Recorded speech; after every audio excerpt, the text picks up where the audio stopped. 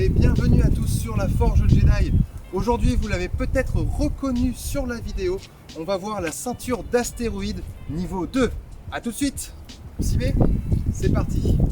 Alors, contrairement à la ceinture d'astéroïdes classique, où on était dans une garde avec les deux pieds sur le même plan qui regarde bien en face de soi, écarté largeur des épaules, là je vais vous demander de vous mettre en garde à droite.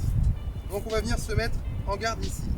L'idée, quand je vous demande de vous mettre en garde à gauche ou à droite, c'est pas d'être dans une position ce qu'on appelle frontale, c'est-à-dire pas trop le corps en avant, donc du coup tout le poids de corps sur ma jambe avant, ni trop en arrière et d'avoir du coup le poids sur ma jambe arrière. Nous, ce qu'on cherche là dans cette position pour ce mouvement, c'est d'avoir notre centre de gravité exactement ici, en plein milieu. On est ce qu'on appelle dans une posture d'attente à ce moment-là. Donc je vais vous demander d'être en garde à droite, en posture d'attente, comme ceci. Ok? On va commencer exactement comme la ceinture d'astéroïdes. Je vais me mettre de ce côté-là, ce sera plus facile pour vous. Sauf que au lieu de faire ma ceinture bien derrière moi, comme ceci, pour repasser devant moi, eh bien, je viens en garde ici et ma ceinture d'astéroïdes va commencer dans mon dos ici. Ok, je vous le remontre. On est ici. Je viens là, là, là, là. Dans cette position-là. Une fois que je suis dans cette position-là, je vais tout simplement changer de garde. C'est-à-dire que je vais venir me mettre dans cette position-là. Donc en posture d'attente, encore une fois, mais je suis en garde à gauche. Garde à droite, garde à gauche. Jusque-là, rien de compliqué.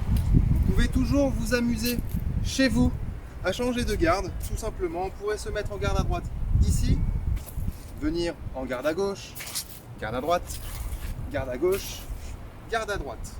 Ok? Et on pourrait même le faire fixe, en statique. C'est qu'on est ici et tout simplement je viendrai là. Je reviens là. Là. Là. C'est bon pour vous? Allez, on continue. Alors, je disais, une fois que j'ai fait mon orbite descendante, c'est passé dans mon dos, je vais venir regarder derrière moi, me mettre en garde à gauche.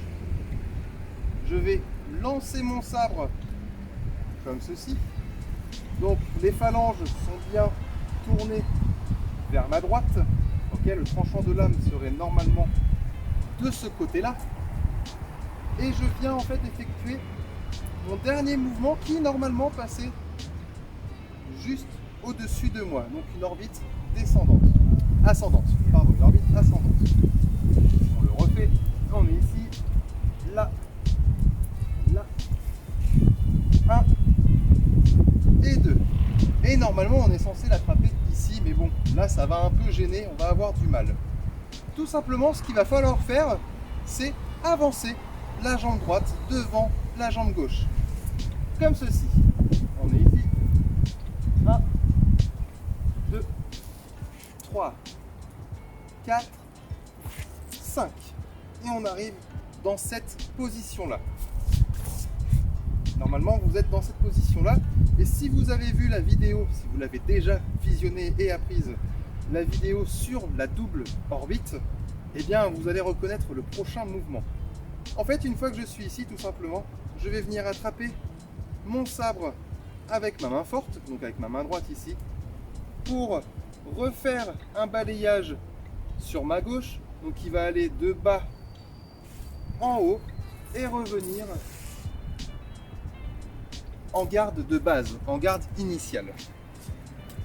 Alors, on est ici, je vous le refais. Ça fait 1, 2, 3, 4, 5, 6, 7, 8. Elle est un peu vite sur la fin, mais l'ordre des mouvements, c'est bien ça.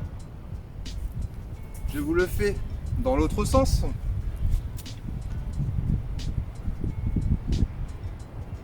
Là, je viens ici.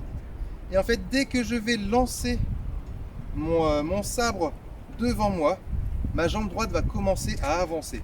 Donc ça fait 1, boum, j'ai posé mon pied, j'attrape mon sabre qui passe devant moi et je le refais partir devant moi. Là, je l'ai bien refait partir devant moi et normalement, je pourrais du coup enchaîner.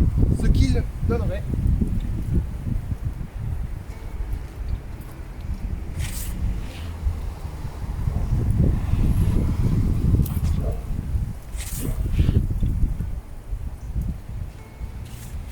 comme ceci.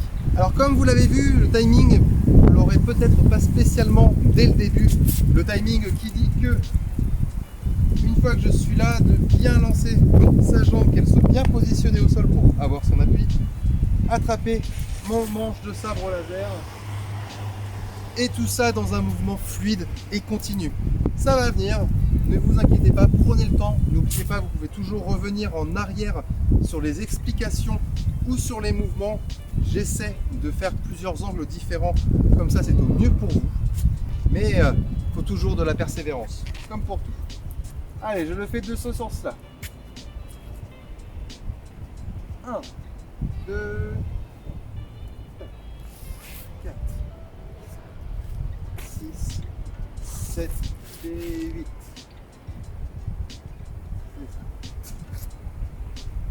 Est-ce que c'est bon pour vous? N'oubliez pas, si jamais sur une des vidéos vous avez du mal ou vous ne comprenez pas un mouvement ou tel déplacement, une fois par mois, vu que vous êtes abonné, vous avez le droit à la session Masterclass où je réponds à vos questions. Nous serons en live sur Skype ou sur Zoom, on verra la plateforme dans un temps très proche. Et là, vous pourrez tout simplement échanger avec moi et je pourrai directement vous conseiller. Je vous rappelle qu'il serait bien aussi de le faire 10 fois sans faute afin de valider ce défi, cet exercice et après gagner en souplesse, en timing et en vitesse. Je vous remercie et à bientôt.